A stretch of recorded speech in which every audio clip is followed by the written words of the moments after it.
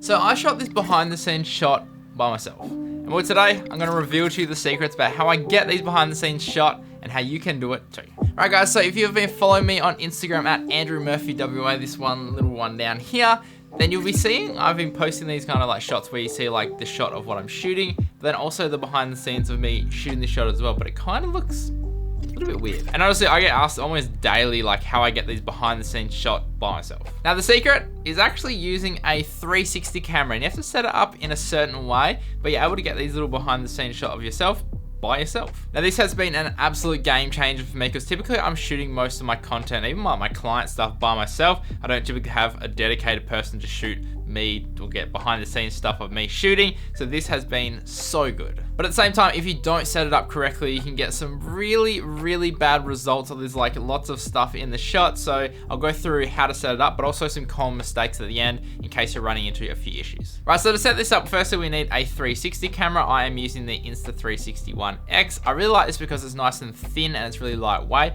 so it doesn't like offset the weight of the camera too much. And you also need an articulating arm or a tension arm to actually attach the 360 camera to your camera. And then basically we just get the articulating arm, attach it to the 360 camera, and then make it as straight as possible, and then attach it somewhere on our camera that's not going to kind of get in the way, and then we can just put the 360 camera out of the way, and it just captures literally everything around us, and we can reframe the shot afterwards to get the shot that we want. Now depending on where the 360 camera is in relation to your actual main camera will determine the kind of shots that you can actually get. So a good rule of thumb is that if you kind of think of it like a GoPro, and if you're mounting a GoPro on your camera, say if you mount it in front, obviously the shot will be a shot of you from the front. So think of the 360 camera like that. So if you're angling it out in front, then you're going to get a shot looking back. You can obviously do other shots, but it's a good rule of thumb to understand kind of like where you need to put it to get the shot that you want. So for instance, say if you were using a gimbal and you wanted a shot kind of like directly from the side pointing back at you, then you just set it up so this just faces directly out,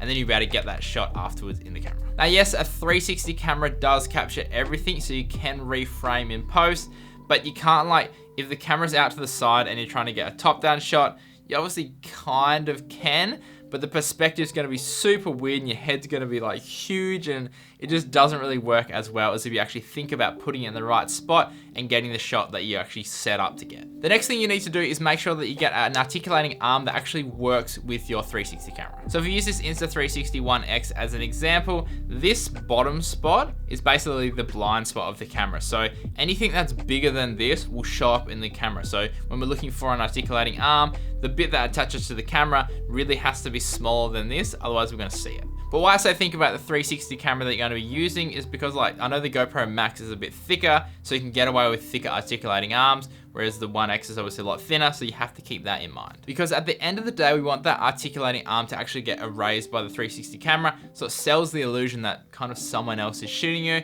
and it's not just a camera mounted to your actual camera shooting you by yourself kind of thing. So if I was to mount my 360 camera on my articulating arm the wrong way, then you can see in this clip that you can actually see the base of the articulating arm. Whereas if I was to turn it around and actually mount it correctly, then it completely erases that and you can barely see the articulating arm at all. Now the next thing to keep in mind is that the articulating arm has to be as straight as possible, because obviously, like I was saying before, this is the invisible part of the camera. So anything that is outside of that will be visible. So if your arm is like straight here and then it angles, then obviously as soon as it angles, it's going to be in view. So make it as straight as possible to erase as much of it as you can. Now, a good way to make sure that the articulating arm is actually almost fully erased is to connect your 360 camera to an app. If you do have an app with your 360 camera, on the Insta 361X, you can connect it and you can actually just look around and see kind of like what is going to be in view. And then if the articulating arm is actually in the shot, then you can make some adjustments while you can actually view it live,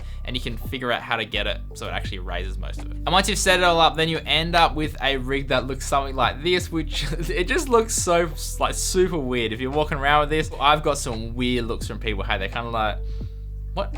Why is there like an arm and another kit? Like, they just don't really understand. But the end results speak for themselves, and I absolutely love doing it. And it just makes it so much easier for me because, like, I don't have to employ someone or get someone to shoot behind the scenes for me. I can do it by myself, and I can just make sure that I get the shots that I really want. Now, if you are trying this for yourself, then I guarantee you're gonna run into some mistakes. So here are some common mistakes that I ran into and that I know that you're gonna potentially run into when you're trying this. Now, I'd have to say the number one issue is not having a long enough articulating arm, because obviously the further the 360 camera is away, the better the perspective is gonna be. Like, it's gonna be less distortion and whatnot. So you'll see this, like if I mount the 360 camera directly on top of my camera and try get a shot, it just looks freaking weird. Like, there's just so much distortion and stuff because we're having to zoom out so far to get a shot of us from behind the scenes. Whereas if we're able to get the 360 camera like really, really far away from us, kind of like if someone was shooting us from a camera by themselves,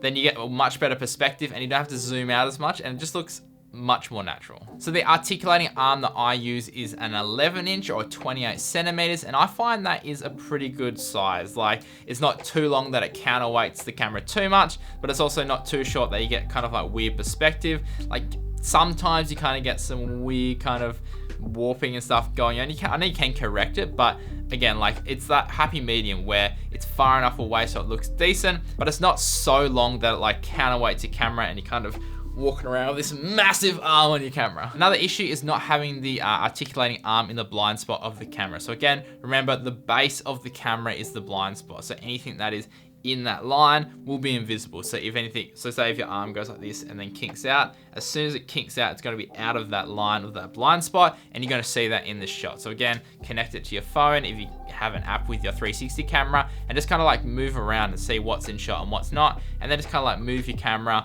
try to find the spot where most of it, or as much as possible of the articulating arm, is erased, and then you get absolutely freaking amazing results. Now, another thing to keep in mind is that if you are shooting in like a super duper bright environment, then I would recommend having the camera mounted like this, not like this, because if you have it like this, then one lens gets direct sunlight and one lens doesn't, and you can get some weird like looks when it actually stitches. Whereas if you have it like this, or you have it kind of like facing towards the sun, then both lenses get a kind of like an even amount of sunlight, and it just stitches much better. So just keep that in mind if you're noticing that like one lens is super bright and one lens is super dark. It's probably because you're mounting it like this and the light is coming onto one lens and not hitting the other. Then once you've got your shots, then you can throw it into your favorite editing suite and edit it up, and you can get some absolutely freaking amazing shots. Like, I absolutely love doing this. It makes my life so much easier because I can actually get content of myself shooting, and really it's not that much effort to be able to get some really cool results and some really cool content to show you guys what I'm shooting from my perspective. Alrighty guys, if you did enjoy this tutorial, then consider liking and subscribing, and if you want to find out more about any of the like parts that I've been talking about, I'll leave some links down below. And as always, stay creative and just be you. See ya.